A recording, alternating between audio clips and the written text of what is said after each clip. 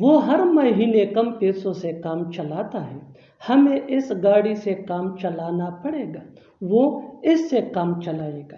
ایسے جملے ہم اپنی ڈے ٹو ڈے لائف یعنی روزمرہ زندگی میں ضرور بولتے یا سنتے ہیں۔ ان جملوں میں ہم کہہ رہے ہیں کسی چیز سے کام چلانا۔ اس کے لیے آپ کو یوز کرنا ہوگا انگلش میں میک ڈو ود۔ آئیے کمپلیٹ اسٹرکچر سمجھتے ہیں۔ سبجیکٹ پلس ہیلپنگ ورب جس کو ایگزیلری ورب بھی کہا جاتا ہے، یہ ٹینس یا سبجیکٹ کے مطابق ہوتا ہے۔ اس کے بعد میک ڈو ود۔ میک یہ مین ورب ہے جو چینج ہو سکتا ہے ٹینس یا سبجیکٹ کے مطابق۔ اس کے بعد ناؤن یا verb plus I N G plus other words. اچھی طرح سمجھنے کے لیے کچھ مثالیں دیکھتے ہیں۔ وہ ہر مہینے کم پیسوں سے کام چلاتا ہے، یعنی وہ ہر ماہ کم پیسوں پہ گزارا کرتا ہے۔ He makes do with less money every month. He makes do with less money every month. Next example for better understanding. ہمیں اس گاڑی سے کام چلانا پڑے گا، یعنی ہمیں اس گاڑی پہ گزارا کرنا پڑے گا۔ We will have to make do with this bike. We will have to make do with this bike. بالکل ہم اسٹرکچر کو اسٹیپ بائی اسٹیپ فالو کر رہے ہیں۔ One more example for better understanding.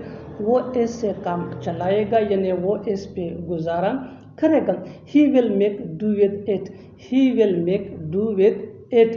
Make do with مین کام چلانا، کسی چیز سے کام چلانا یعنی کسی چیز پہ گزارا کرنا۔ بالکل ہم اسٹرکچر کو اسٹیپ بائی اسٹیپ فالو کر رہے ہیں۔ آپ بھی اس اسٹرکچر کی مدد سے سیکھ سکتے ہیں، بنا سکتے ہیں ایسے بہت سے جملے انگریزی زبان میں آسانی سے that can be really help for you which can take you from basic to advance level.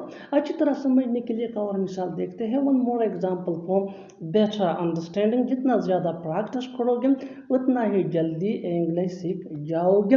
وہ موبائل سے کام چلا رہی ہے۔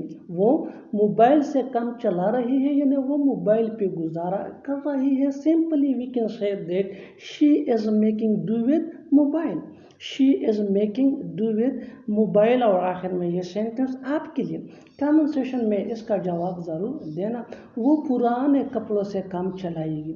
وہ پرانے کپڑوں سے کام چلائے گی۔ Subscribe to English page for more advance English sentence structure. Thanks main.